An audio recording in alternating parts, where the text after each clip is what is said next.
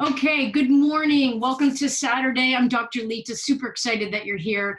I want to spend 20 minutes or so going through health benefits of cannabinoids. And what I want to talk about today is the history and benefits of cannabis, your endocannabinoid system. I want to talk about, what are cannabinoids used for in the human body? And then once we get into this understanding of why you would want to use this as a medicine, as a therapeutic agent, as a supplement, then will help you navigate the cannabis industry. So what do you need to look for purchasing?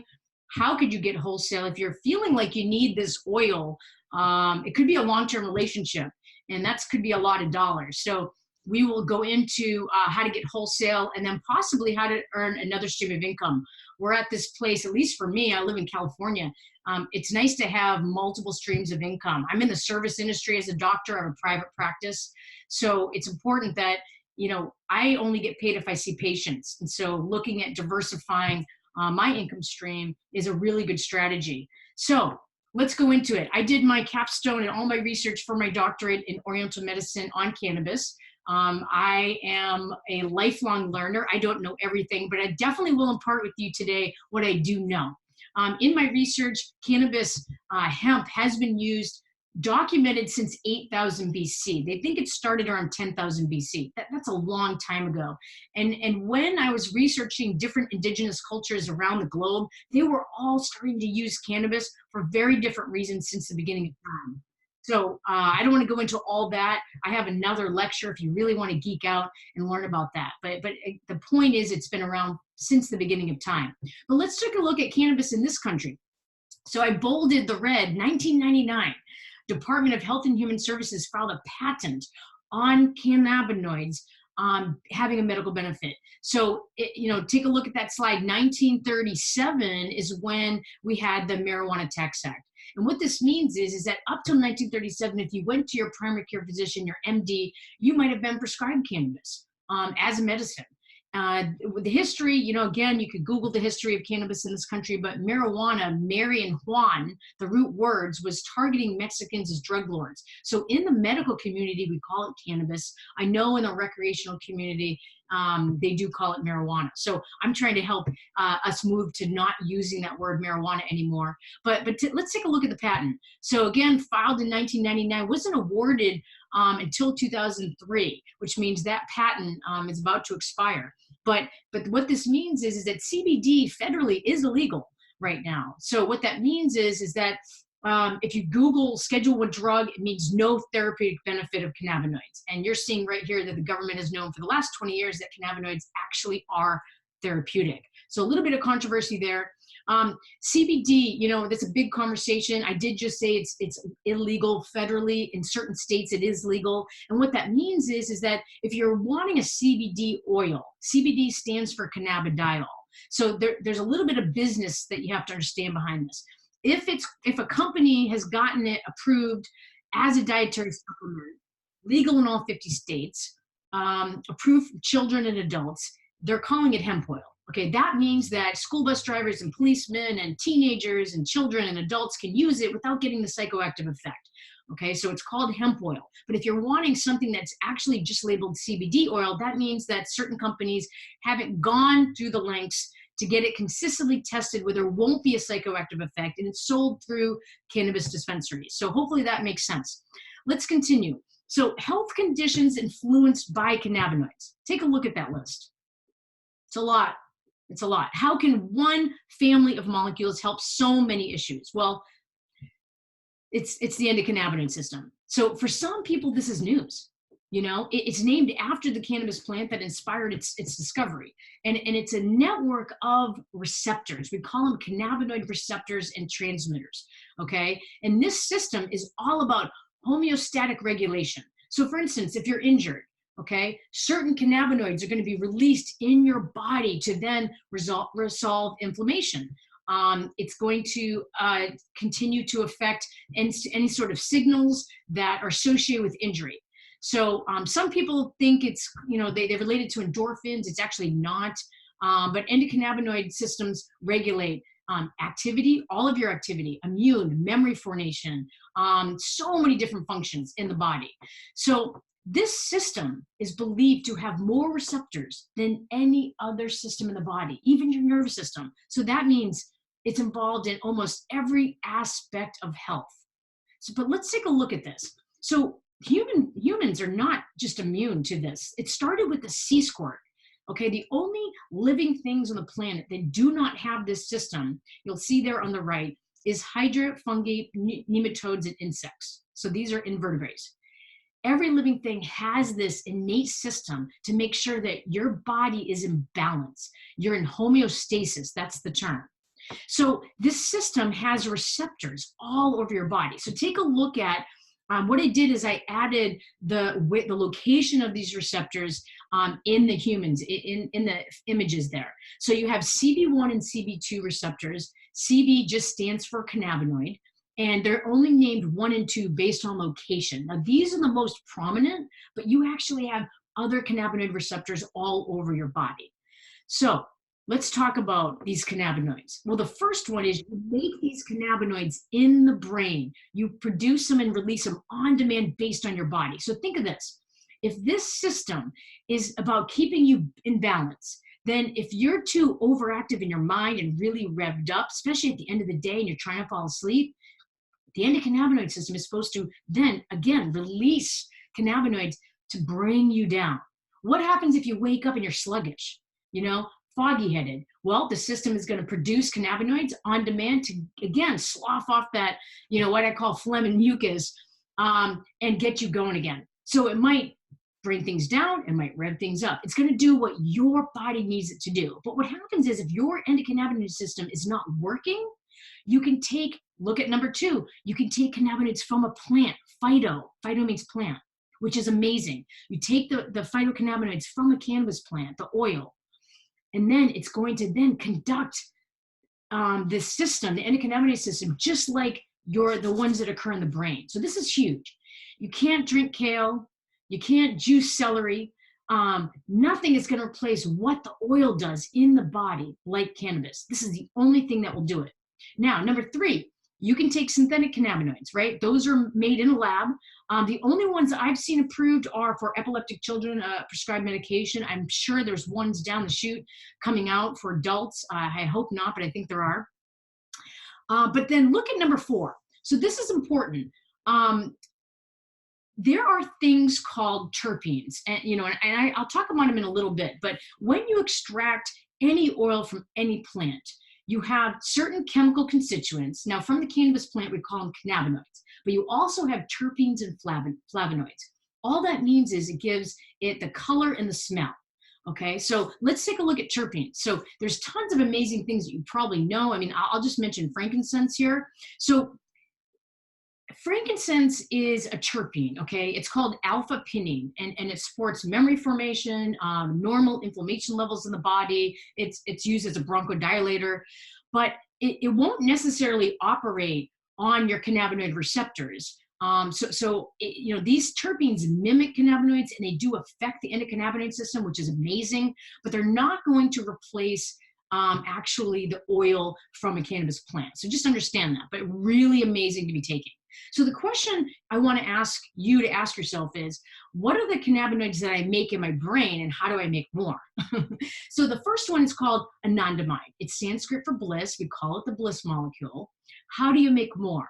Well, you produce it when you're meditating. You produce it when you're getting that runner's high, and you're also producing it when you're enjoying chocolate, raw chocolate, high cacao chocolate. So it's one of those things that's released to help you feel better, happier, joy, peace. The second one that you produce is called 2-arachidonoglycerol. It's actually transported from breast milk. So we always joke around that your mom is the first one that got you high. It's called the motivational molecule. It is in all animal milks, but you produce it when you are living on purpose. So the only study they've done that I've seen is on rats. The rats could, the structure and function were fine. They could suckle the mom's breast milk from the rat. But when they blocked 2-AG from being produced in the brain, the rats just killed over and died. Why? Well, no motivation to be here, no motivation to be here and be on purpose. And it sounds a little interesting that we have this system that's a physical system, but it's actually a spiritual system. So if this 2AG, if this cannabinoid is being produced in the body to make sure that not only are you motivated to be on purpose and give your gifts, that seems very spiritual to me. So this system is a physical system, but it's also emotional, mental, and spiritual system, because your mood is your spirit. So really important, these two cannabinoids, the bliss molecule and the motivation to thrive molecule. How many people do you know that are not happy and are not motivated and on purpose? That means that their system might not be working. So you have these endocannabinoids, the ones you make, the 2AG and the nandamide, but you also, if you're not making them, you can take them from a cannabis plant. So look at the exogenous cannabinoids. These are the ones from a plant. Most of us know THC is the psychoactive cannabinoid and CBD is the non-psychoactive cannabinoid, but there's 113 types of the chemical constituent that's coming from the cannabis plant. But what I want to make note is cannabis doesn't directly make the famous cannabinoids associated with the plant, THC and CBD. It's actually synthesized from what we call cannabis or cannabinoid acid. So take a look on the left. Those are actually what needs to be activated. We call it decarboxylated, usually by heat, to then make the compound that's consumed by us, the THC and CBD. But take a look at the right. These, following decarboxylation, following the heat method, each of these cannabinoid acids then produce a corresponding cannabinoid. So definitely wanted to just make sure you understood that. But let's go into CBD. CBD is like the most famous cannabinoid for a really good reason. It affects so many aspects of the body. Now, CBG is going to be the next one that's going to be really popular. It actually is harvested from the cannabis plant in about a 6 to 8 week flowering time. So I make the joke that it's the chocolate peanut butter accident, where someone was excited and harvested cannabis too early, and they found tons of CBG present, and no one knew what it was. So of course the chemist said, okay, let's still harvest it. It's not a waste. Let's see what CBG is good for. So take a look on the right. You'll see many benefits of CBG. One of the things that I tell people is CBG is going to help CBD work better, but it also has these medical benefits. I talked about terpenes. Terpenes are, part of the oil that gives it the aromatic diversity, the smell. And they have all their medical benefits. I'm actually going to go into a little bit of detail to show you each individual medical benefit of terpenes in just a second. So at this point in my presentation, you might be asking yourself, okay, I have an endocannabinoid system. I produce cannabinoids, 2AG and a nandamide on demand when my body needs it to keep homeostasis, to keep myself excited, to keep myself upright, to be on purpose, give my gifts. Okay, how do I make more of that? But if I don't make these, I can take it from a cannabis plant. I want to tell you, if you want to make more cannabinoids, the first thing, take a look at number 1, if you can read it. Nutritional and dietary cofactors. This means you need omega-6 in the body. You need these, because otherwise you won't make cannabinoids. And most Americans that I've seen in my practice are deficient in omega-6. So salmon, your nuts, certain, avocado. There's tons of ways to get that. So vegetables, good fats, really important to make that on demand. So why don't you know about this? Well, the last discovery of this whole system was 1995. So most likely your MD, who's also not an herbalist, has not learned about this system.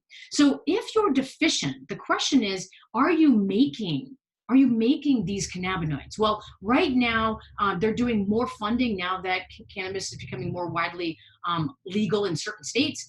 But right now we see if you have any of these conditions, you definitely have an endocannabinoid deficiency. There's a thing called endocannabinoid tone. This is Dr. Ethan Russo here. And think of it like muscle tone. So you have to be in balance at any given moment for this system to be working. So that we're going to see a little bit down the road around clinical endocannabinoid deficiency, but this is what I would say to you. If you can't sleep, like say insomnia, or you have anxiety, or if you have a symptom, if you have a diagnosis, definitely your endocannabinoid system is not working. But if you have a symptom you're not really excited about and you're thinking you probably don't need to live with, look at that system. So anxiety, look at the cardiovascular system, but also look at the endocannabinoid system. So this main thing I just want to make note here is the nomenclature. So if you go down to the left under family cannabis, it's the hemp family. And everything under the hemp genus is the species Cannabis sativa L. And sometimes it gets really confusing with, do I call it cannabis or do I call it hemp? You know, just know that everything is under the hemp family, the hemp genus, and everything else is under the species Cannabis sativa L. So almost to the end of this portion, so with cannabis, when you extract the oil from the cannabis plant, I talked about cannabinoids, I talked about terpenes and flavonoids, okay? And what happens is because they've been researching the benefits of CBD, a lot of companies are just taking CBD, putting it in olive oil, alcohol, MCT oil, coconut oil, and just making a product. This concept of whole plant means that not only are you going to take the CBD, that one cannabinoid, they're going to leave all the other cannabinoids. They're going to leave the terpenes in the extraction instead of just isolating CBD. And the entourage effect, all this means is 2 + 2 is 8. So, you know, another way to think about this, I'm a baker. So that teaspoon of vanilla, that pinch of salt, even if the trace amounts of these items, it's going to make a difference when you're baking a cake, when you're baking cookies, even though it's small amounts. Very similar with cannabis oil, okay? Even though there might be trace amounts of the CBN or CBG or THCVA, they're just as important and will complete the actual therapeutic benefits of the oil. So it's not that just CBD isn't bad. CBD is great, but you're going to want to keep those other things in there. So hopefully that makes sense. So a lot of people say, well, is it good for this and is it good for that? When you take this oil, it's plant medicine, okay? It's a plant ally. And what that means is that it's going to do what your body needs. And that can be a blessing and also can be frustrating, because you might think the most important thing that you're dealing with is your sleep. There might be another unknown issue that when you take the oil, it's going to correct first. So there is a hierarchy of the plant in your body that matches and works with your own body's intelligence. So that's what's really profound about it. And that's why dosage, frequency is varied, because your endocannabinoid system is different. Your lifestyle is different. Some people are on medication. Some people drink alcohol. Some people don't. Some people live in a very mold environment. Some people eat vegetables. Some people don't. Some people drink water. So I can't stress to you enough that when you take this oil, it's going to do what you ultimately need it to do. Now, how long, that's going to be individualized. And whoever invited you to this presentation can talk a little bit more about that in the future. But let's continue. So at this point, you want to make more. Meditate, run, eat your omega-6, okay, tons of different ways. Enjoy the chocolate you're eating. But let's see, on this slide, okay, so most important thing is whole plant. So take a look at number 1. You want cannabinoids, flavonoids, and terpenes in the bottle. Whole plant, single molecule means just CBD, okay? Cannabis is an adaptogen. I just mentioned that. It's going to do what you need it to do. Ideally, we want it organic, grown in the earth, underneath the sun, not modified. But most importantly, from a farming standpoint, you want to make sure that it's cultivated properly to ensure bioavailability. So take a look at what's in the blue. I want to know what's in it. So it's tempting to want to know, pesticides and residual solvents and heavy metals. Myco is for mold, a lot of mold on coffee and cannabis for potentiality. So you want to make sure that the person that's cultivating it is doing a really good job to make sure it's actually pure. All right, so now that you're thinking, I might not be making these cannabinoids, I do want to buy some, cannabinoid oil, some hemp oil. How do I get it? Well, the first one is inhalation. It's smoking, vaping. I don't recommend it as a doctor. I think that, if you're looking at this to help you from a nutritional standpoint, from a medicinal standpoint, we're talking about this. Recreation is a whole nother thing. So inhalation, it comes in really fast. That's why you see people vaping every hour, but it doesn't last long in the blood. So I don't recommend that. I'm going to skip down to the bottom. Transdermal is patches. Patches can be good. Some of the companies making them with adhesions, I don't really like them for patients that are elderly with loose skin or gentlemen with a lot of hair. So they can be a mixed bag depending on the company. Topicals are great. What I love about topicals is that you can specifically just put them on the area. A good one won't be too sticky. That means that it has the transdermal technology where it's actually going under the skin, not on the skin. But if I recommend a topical to a patient, I always recommend an internal tincture. When you take something internal in your mouth, it's systemic, right? And then I have them do the topical in the one spot that they might need it. Ingestibles, edibles, I really don't recommend these. I feel like it's a lot of extra sugar, like in the gummies or in the cookies, that you don't actually need, and you can't really control it.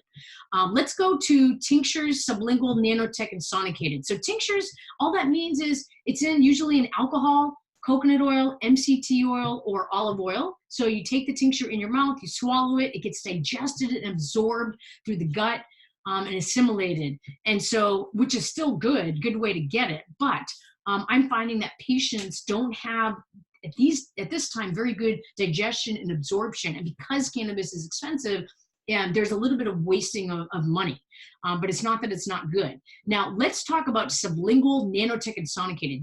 So the nanotech and sublingual, you go underneath the tongue. A lot of supplements now go underneath the tongue. That's a great delivery system. It's absorbed in the two blood vessels, which is fantastic. And now a newer technology, thank God we're in 2019, there is a technology called sonicated. Sonicated just means sound frequency. So what they're doing is they're blasting the oil with sound. So think of if you had water on oil and you blow on it, you disperse the molecules and the water droplets become really small. And so with the sonicated technology, you just drop it on the tongue and then you swallow right away. The reason I like this is that some of the companies, the terpenes are citrus. And what happens is that it can be a little spicy for underneath the tongue. So, and some people don't like that. So best delivery system, I think right now, is sonicated. So where to start? Well, CBD is non-psychoactive. Same with CBG. So it's available over the counter. You do not need to go to dispensary unless you want THC. Now, if you go to a dispensary and you're in a state where it's legal, then you're going to, all the tinctures are ratioed 4-to-1 and 8-to-1, 30-to-1, and that's the balance of CBD and THC. I really recommend to buy your THC and CBD different. Now, we're not talking about THC in this conversation, but if you were needing THC for certain medical benefits, then I would get it separate than your CBD, so you really can have control over dosage. Now, remember, I've had patients call me and say, oh, my son ate, a cannabis brownie, what do I do? CBD, when it's in the system, plucks the THC off the brain receptors and allows people to come down from the psychoactive effect. So really, really amazing benefits of CBD. So at this point, hopefully you are curious enough about this oil. There's a company called Prime My Body. It is amazing, amazing, revolutionary company that's been a part of hemp oil in this country since the beginning, about 2.5, 3 years. The oil that they have is called Recept. It's organically grown in Colorado, no THC. It actually doesn't have ethanol in it. A lot of people, well, especially a lot of my patients, have gone through AA and really in tinctures don't like the feeling of alcohol in the body. It's non-GMO, grown in the earth, underneath the sun, all the things that you want, not only just in your supplement, but in your food. And I just talked about sonication. Take a look at the bottom image there. That's how small, with the sonication technology, that the cannabis oil has gotten so small that when you put it on your tongue, it's crossing the blood-brain barrier and the oil is getting into these brain cells to do what it's meant to do for you in about 35 milliseconds. It's kind of hard to get your head around. Less than 1 second, it's going to be absorbed. So it's, again, organically grown. It has organic peppermint essential oil, which is great. It's a glass bottle, but it's also a glass dropper, which is really profound. But I talked about terpenes. So what's different about this oil is not only it has CBD and a lot of CBG in it, it has all these terpenes that a lot of other companies are taking out. So take a quick look at this list. all these terpenes have their own medical benefits, which is really, really amazing. And I ask myself, why would these other companies take these out of the oil? Take a look at some of these companies. Not only are they taking out the cannabinoids, they're taking out the terpenes. And then some of them are even adding stevia, which doesn't make sense. So Recept is the only one that I found that has CBD, high doses of CBG, and all the terpenes. And it's really, really amazing. So I would recommend, you can become a preferred customer and get wholesale pricing. So whoever invited you, you can go to their website, you buy one bottle of retail, get on auto ship for $89, and they send you a bottle every month. You can cancel at any time. Really, really amazing. But what happens is if you want to pay $39, a lot of companies now, like BJ's and Costco, you pay an annual fee, even on Amazon Prime. So you pay an annual fee, it's $39 for Prime My Body, and then you get wholesale. You can log in, there's no minimum, no maximum. You can get wholesale for you and your family. And they give you your own website. They give you your own online store. So if you do love this product, which I'm sure you will, you can start sharing it with friends and earn commissions and earn another stream of income. So how do you see yourself getting started? If you haven't tried a bottle of Recept, the most important thing is try a bottle. Have an authentic experience. See what it can do for you and your body, your health, your wellness. Get curious. And then if you love it, which I know you will, just like we have, I think in the last 2.5 years, me personally and my team have affected 14,000 Americans on this oil. So it's pretty profound. So I would suggest, most importantly, getting yourself on the bottle, have some experiences with it, get in touch with whoever invited you here. I'm Dr. LeTa, so glad you came. I'm trying to make it short because I know it's a Saturday morning, but you can find me on Facebook /Dr. LeTa spelled out if you have any questions on dosage, frequency, any personal questions that you might have. And I'm just really glad that everybody came out for me this morning. All right, take care.